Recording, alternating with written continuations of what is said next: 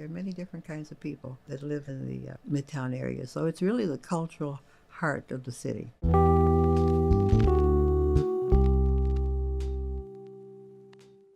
Hi there, my name is Taylor Claybrook. I'm an oral historian for the Detroit Historical Society. My job? I get to talk to people from across Metro Detroit to preserve their stories and experiences. Also, I can share that history with you. Our mission here at the Detroit Historical Society is to tell Detroit stories and why they matter. That is why over the past 2 years, we have been hard at work on The Hustle, Detroit's unsung entrepreneurs.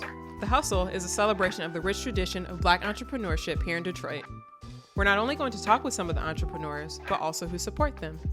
We'll look back at the history of Black entrepreneurship in Detroit and explore what is happening today. In Detroit, East and West meet at Woodward Avenue. For over 200 years, Detroiters have lived, worshipped, and shopped along Woodward. In this episode, we'll explore how Woodward anchors Detroit's neighborhoods and the city of Highland Park.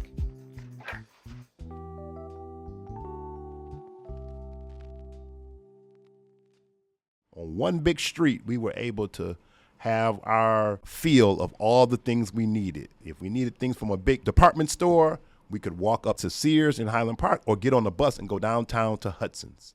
That's Detroit historian and educator Jamon Jordan. Jamon is the owner and operator of Black Stroll Network History and Tours and the official historian of the city of Detroit. We sat down with Jamon to talk about exploring the Woodward Corridor, growing up in Highland Park, and the loss of the Black-owned businesses he grew up with. Beginning at the riverfront, Woodward Avenue runs through downtown, up to the city of Highland Park, then back into Detroit, and then out to Oakland County. Woodward meant to us what Hastings Street meant for people who lived in the Black Bottom and Paradise Valley period. The Woodward Corridor is home to some of Detroit's iconic spaces, landmarks, and neighborhoods, like Campus Martius, the Fisher Building, and Palmer Park. Avenues like Woodward connect Detroit's rich and varied communities together. We kind of learned that certain areas had certain things. You know, certain areas had the library and the museums and not really a business area. And then certain areas had all these stores and restaurants. And then other areas like Palmer Park was like mainly green space and park. And it's time for us to have fun in the park area. So we kind of grew up knowing that all these things existed in the different spaces, but all within the city of Detroit. For generations, the Woodward Corridor has been a center of business and growth in Detroit. But as Detroit's population and economy continued to decline in the 1970s, Woodward Avenue struggled as it faced another decade of white flight, disinvestment, declining sales, and the rise of suburban malls. Woodward, I would say, was roughly a mile or maybe 3/4 of a mile away from my house. So when you walked up to Woodward, by the time I'm old enough to go up there, it's a mixed bag. So there are a lot of adult bookstores.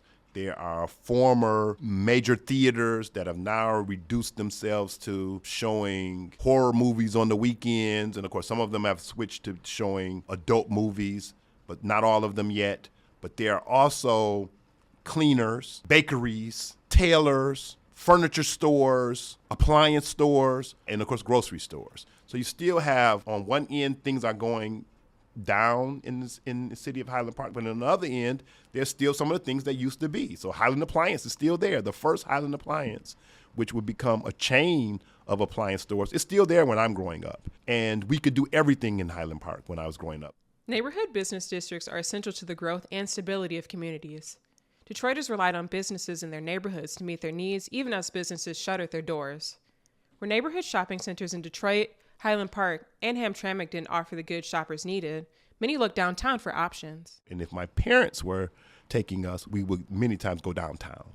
So we go downtown to Eastern Market for grocery type items, and we go downtown to Hudson's and the other stores, B. Siegel for my mom and for us too, me and my brother. We would go into places like Hudson's. She would take us to Hudson's in those early years, particularly around the Christmas time period. We would go down to the large Hudson's, 13-story Hudson's on Woodward. So we shopped within our neighborhood and outside of our neighborhood. We definitely frequented a number of African-American owned businesses during this time. When I was growing up, I would say probably a good 30% of the businesses that we frequented on a normal basis were African-American. Between 1952 and 1980, over 1 million white Detroiters left the city. This exodus created a vacuum that enabled Black Detroiters to purchase homes in previously segregated neighborhoods of Detroit, but also storefronts to open businesses in. Black entrepreneurs had new access to open restaurants, corner stores, cleaners, and barbershops. So I remember Maddie's. Maddie's was a restaurant, and we would go to Maddie's. That was kind of like a special restaurant when you would go to Maddie's, because it's like home cooking. We would go to the Pelican, which was a Black-owned restaurant, and it was, again, in some cases, maybe even better than home-cooked foods. A whole bunch of barbershops and beauty salons. So my mom and grandmother would go to the beauty salon, and we go to the barbershop. But even when they went to the beauty salons, we had to sit there. So me and my little brother, we'd have to sit there, and it's all these Black women coming in and all Black folks working there, and the owner is an African American. Community-centric mom and pop shops are important to the community fabric.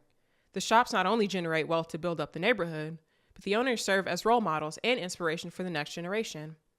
Black-owned shops dotted Detroit's neighborhoods. Where the African American businesses were on your little corners. So not on Woodward, but the corner store. If you lived on Louise, it was a corner store. If you lived on Florence, at Florence and Hamilton was Sampson's. If you lived on or near Puritan, then Marino's Market was there. So you had these little corner stores and barber shops. You had Johnny's on 12th and Puritan.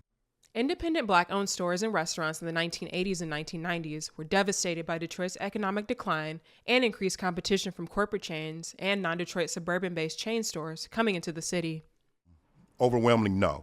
So most of these businesses will not survive. The Pelican is gone, Maddie's is gone. Most of those African-American restaurants that I grew up with no longer exist. And for the most part, in most neighborhoods in the city of Detroit, those corner stores, those party stores, those little small businesses that used to exist in those neighborhoods either don't exist at all, or if they do exist, they're no longer owned by African Americans. Today, none of those corner stores in my neighborhood that I grew up in are African American owned.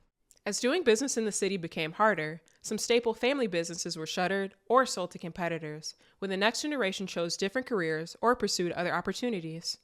A lot of times the foundational business provides the money for the next generation to do other things, and the next generation, in many cases, does not keep that business. So you have a barbershop or a beauty salon owned by an African American business owner, and they are making pretty good money, and they send their children to college, and their children become lawyers, doctors, engineers, teachers, accountants, and they're not going to run a barbershop now that they've gotten that education. So many times the barbershop will fold, or the beauty salon will fold or get bought and become something else. Another business owner will buy that storefront and turn it into something else. So most of those businesses that I grew up with no longer exist.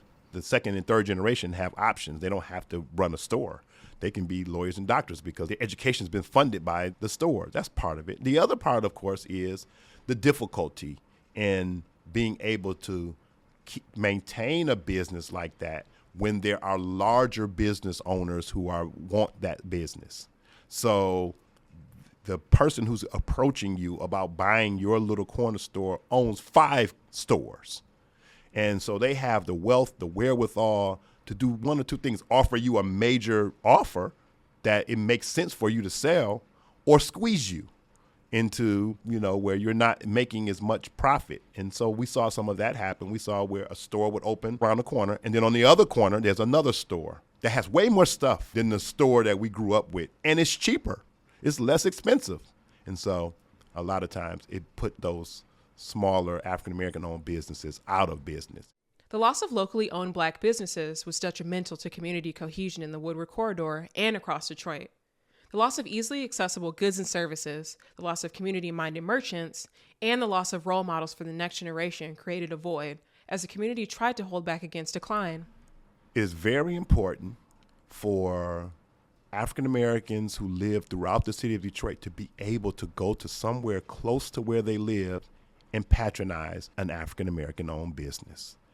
And African American owned businesses can provide many of the things, if not all of the things, that African Americans need, whether it's clothes, whether it's food, whether it's recreation, whether it's hotels, a haircut, a hairdo, all the things that African Americans need, they are buying, and in many cases, they're not buying them from African American owned businesses. But African American owned businesses used to provide much of this and can do so again.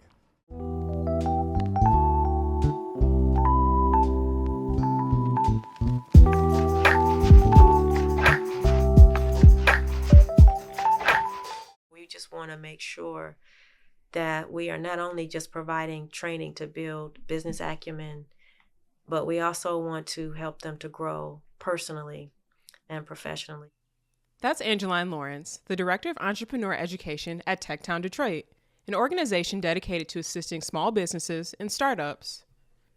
We sat down with Angeline to learn about the origins of TechTown and how it supports small businesses in Detroit and Wayne County. Founded in 2000, TechTown Detroit was originally founded to support aspiring tech startups emerging from Wayne State University. They were initially started by Henry Ford Hospital and General Motors, and along with Wayne State University as a tech hub and as a way to provide commercialization of research, an engine for economic development and growth to help revitalize the city, along with other efforts, of course. But the whole vision is to help small businesses and tech startups grow and launch and help them to, in essence, strengthen the economy in our neighborhoods. Detroit is not often associated with tech. Innovation, yes. We were the city that put the world on wheels. But not tech as we know it today. TechTown and its partners are working to change that. But that is not their sole focus either. Within a few years, TechTown evolved to support not only tech-based startups, but also other small businesses as well.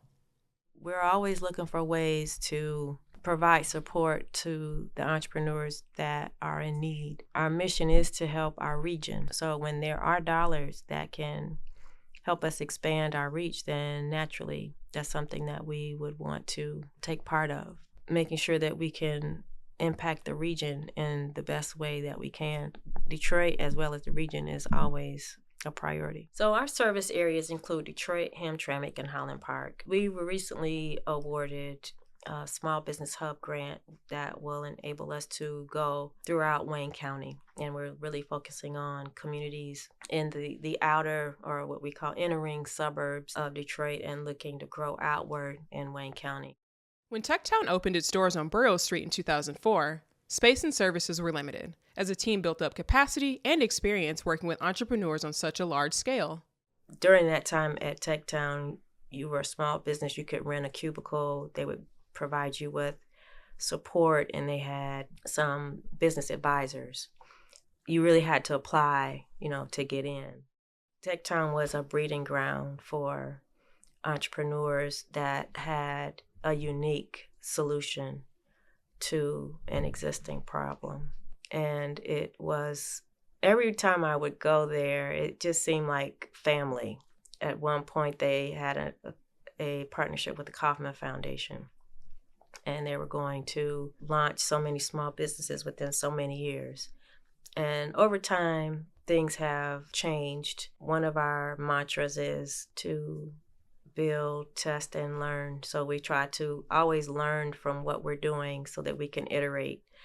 And that's what TechTown has done over the years by adding new programs and support services that will help entrepreneurs, whether it's tech or a small business, and even home-based, as I mentioned, to develop, launch, and grow. Collaboration is key for entrepreneurs learning and growing in TechTown's programs, workshops, and boot camps. TechTown's team has cultivated a space for entrepreneurs and small businesses to get essential services, knowledge, advice, and funding to grow their businesses. Our programming focuses on both tech startups as well as small businesses. And we just added some programming for home-based businesses. So there are several ways that you can go through TechTown to receive services. One would be starting in my department with our Ask an Expert program. That's like a micro mentoring piece where you get free 25-minute consultations with industry experts and aspiring entrepreneurs. It's for both aspiring and existing entrepreneurs. Our professional services network is how we vet our volunteers for the Ask an Expert program. We interview them, we run their references. So many times entrepreneurs will be taken advantage of by so-called experts that overpromise and underdeliver. But with the professional services network, they are vetted. Existing entrepreneurs, they're established, as well as corporate volunteers, in addition to other professionals. And so they want to give back. They want to serve the community and try and help entrepreneurs avoid some of the mistakes that they made. And they're very vested in the growth of Detroit. And so we have 67 talented experts that you can sign up for a session today. We've grown since I've been there. We had 20, and I really worked hard with our department and with other departments. They also give us referrals to really grow that base of experts. And so they come out, they're very supportive. Whatever we need, they're there. And we also pour into them and try to give them opportunities and connect them with other organizations within the ecosystem. For businesses that need more than advice, TechTown offers an in-depth and rigorous training course, Retail Bootcamp.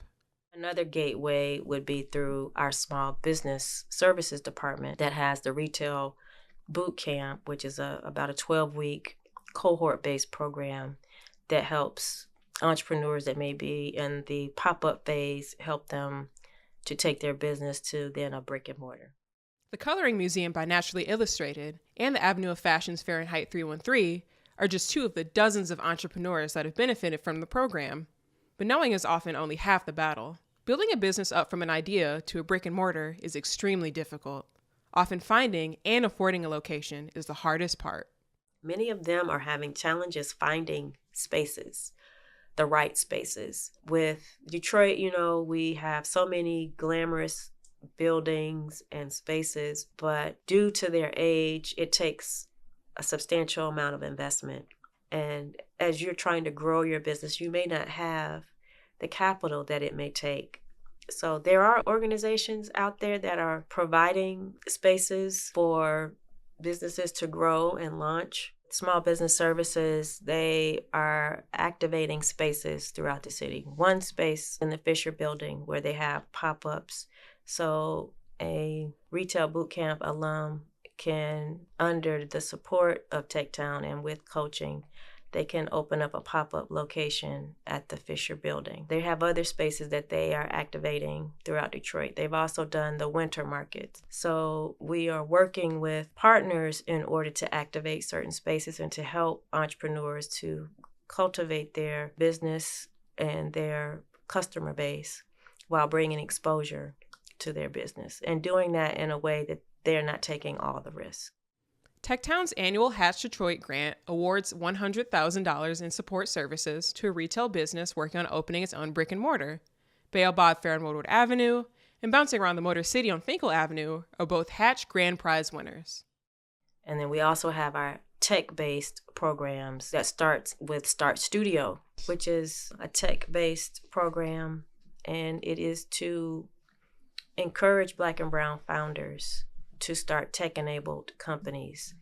And again, providing that support, they are connected to an entrepreneur in residence who they have to meet with throughout the program, but they are required to interview their potential customer. So if anyone is familiar with that startup process, customer discovery is the first thing that you do before you really invest anything into your business idea. You really want to vet that idea. You want to understand the problem that your potential customer has. And you're not in love with your solution, but you're trying to determine the best fit for the problem that your customer has. And that's the solution that you provide. But that customer discovery process enables you to gain that knowledge and insight as to what are they currently doing, how are they currently serving this problem or solving this problem, and what are they willing to do? What are they willing to try? So that it walks them through this whole process and connects them with an entrepreneur residence who has a technology or a small business background. And we also have customer discovery specialists, actually, that work with them through this process. So there are several ways to get into TechTown, and one including just walking through the door, and we will assist you and direct you. Connecting aspiring entrepreneurs and burgeoning small businesses to expert advice, funding, and hands-on training is at the heart of TechTown Detroit's mission. Starting a business is hard work, And TechTown services and programs make each step of that journey easier. Angeline and the team at TechTown are invested in making sure that Detroit's small business community thrives and that entrepreneurs have every opportunity to succeed. My goal is really to provide a comprehensive suite of services. They are complete people, and we need to recognize that they need support in terms of their mental health, fitness, nutrition, their spiritual well-being, meaning having that positive energy and vibe, and how do you hold on to that? How do you attain that? We had last year some trainings on growth mindset as well as adverse childhood experiences. As entrepreneurs are trying to move forward, you're dealing with traumas from the past, and quite frankly, some experiences as an entrepreneur can be traumatizing as you are really trying to grind it out and overcome obstacles. And so recognizing that those experiences have an impact on how you move forward, we just want to make sure that we are not only just providing training to build business acumen, but we also want to help them to grow personally and professionally. And so part of my goal is that we can work collaboratively, whether it's within TechTown or even within our business support organizations, to provide those resources and those trainings that will really help them as an entire individual while leading them on a path to being a profitable business.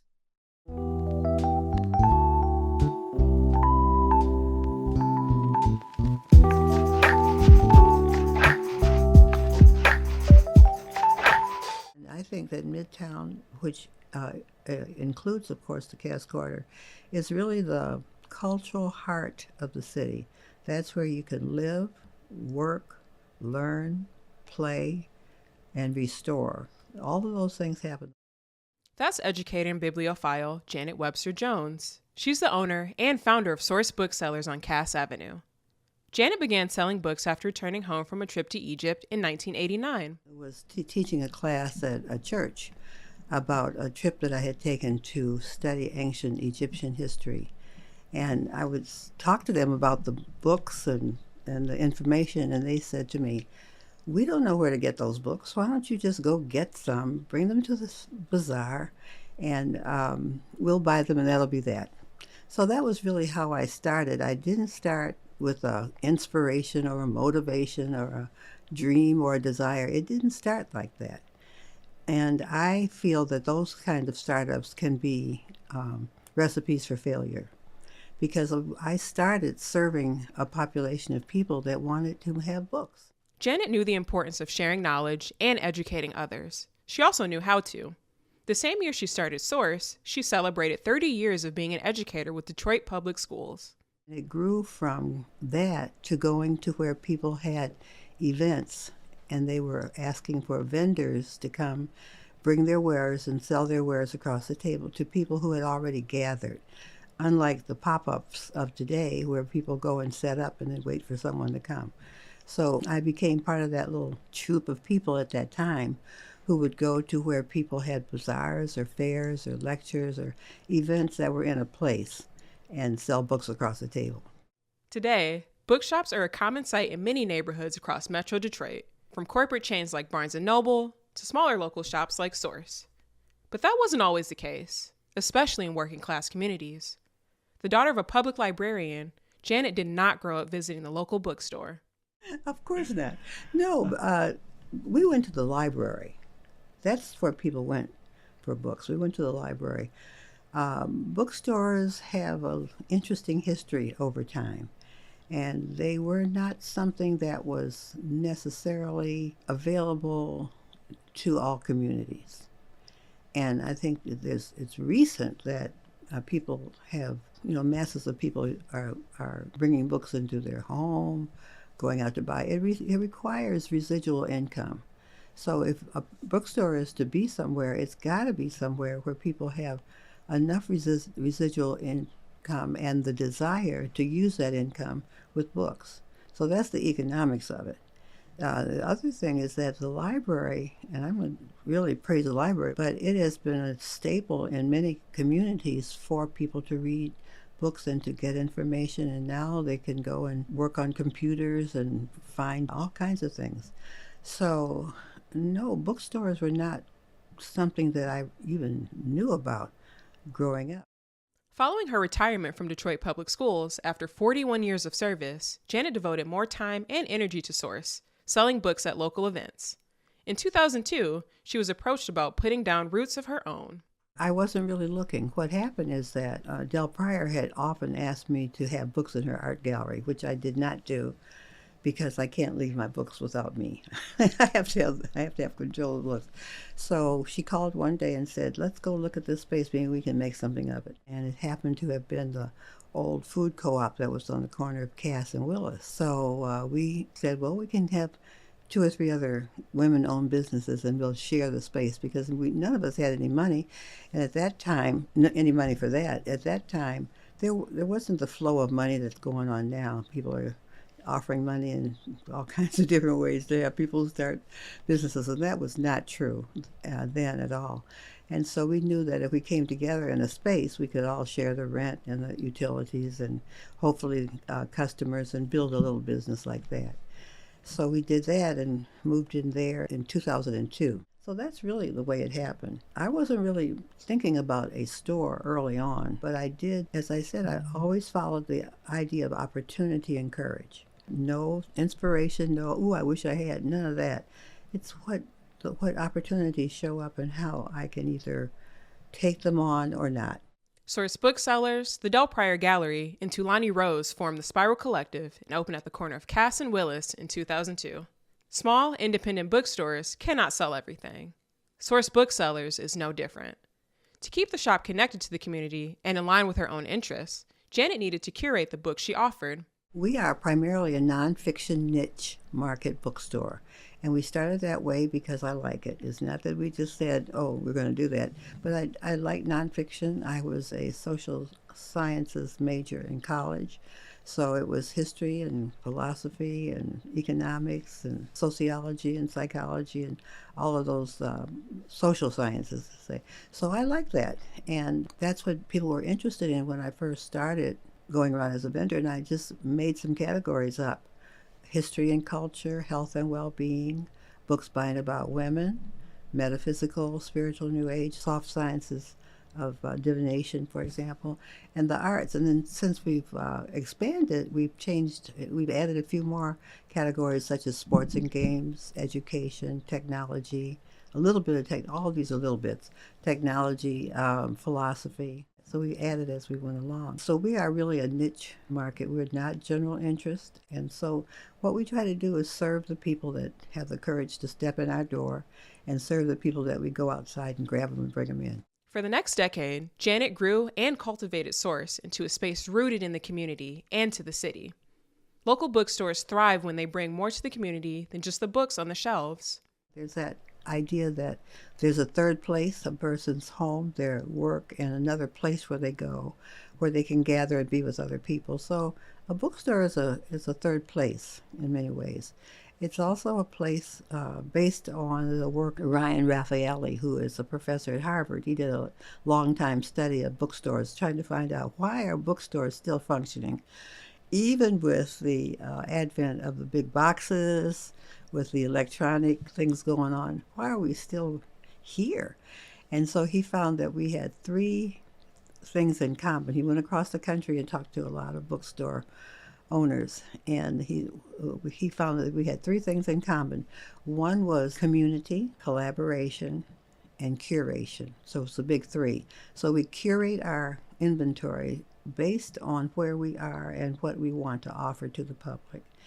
We sit inside community because bookstores seem to function better in space where people are coming and going, and collaboration with other businesses and other partnerships within that community. So the big 3 is what makes us function really across the country. Opportunity again presented itself in 2013 when a new building opened at the corner of Cass and Canfield. The building's owners, with support from Midtown Detroit Inc., sought out experienced merchants to occupy the new storefronts. Janet jumped at the opportunity, moved across Cass Avenue to Source's current location. Midtown Detroit Inc. has supported residents and businesses in Midtown for over 40 years through programming, collaboration, and advocacy. I can't say enough for Midtown Detroit Inc. because it's really been the driving force for businesses and development and preservation over the last 40 years. And I think, I don't know if others would think it, but I think Midtown Detroit is a wonderful model, maybe not exact for every community, but it's certainly a model for the development and preservation and support to businesses and anchor stores and everything inside of a community. So yes, we work with them all the time. I'm proud to be under that umbrella. I think when I started first thinking about having an actual place, I knew I didn't want to be off by myself somewhere in a field.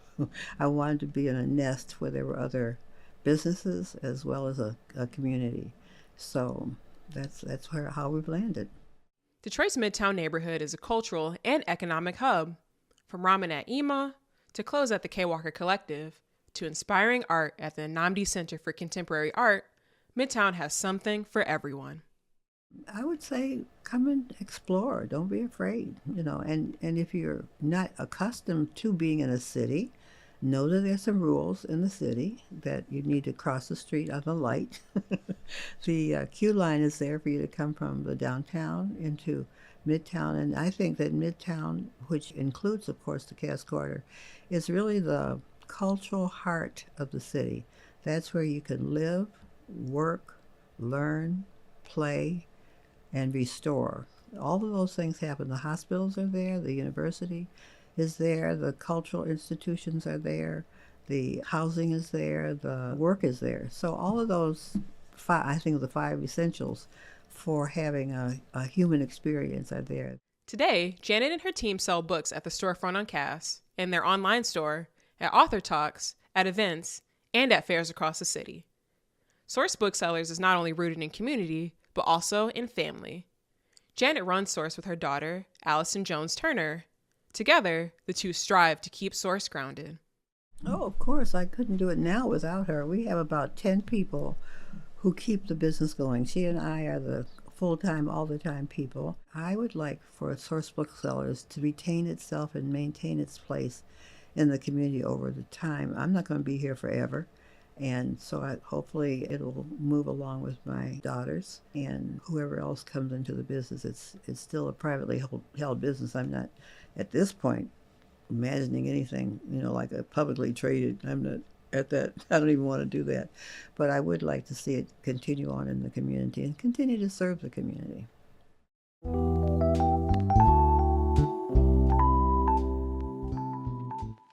I'm Taylor Claybrook. Thank you so much for joining us. This podcast is produced by the Detroit Historical Society and Bank of America. It is executive produced by Billy Wall-Winkle. The Detroit Historical Society podcast team is Bill Pringle, Brendan Roney, Billy Wall-Winkle, and myself, Taylor Claybrook. Our editor is Christian Hanks. A special thanks to Jamon Jordan, Angeline Lawrence, and Janet Webster Jones. A full bibliography will be available on our website for further reading. Now go and see what Detroit has to offer. Shop local, eat local. And now to play us out, Mr. E in the D. Can't give up the fight. We will never fall. We win. Yeah. We answer the call. Yeah. We can't give up the what fight. I've done. How we do? Detroit hustle. How we grow. We move to the left, right. Up at sunrise to the late night. We mind our black business with pride. Build a legacy till we take flight. Build legacy till we take flight. We build our legacy till we take flight. We will never fall. We win. We answer the call. We can't give up the fight.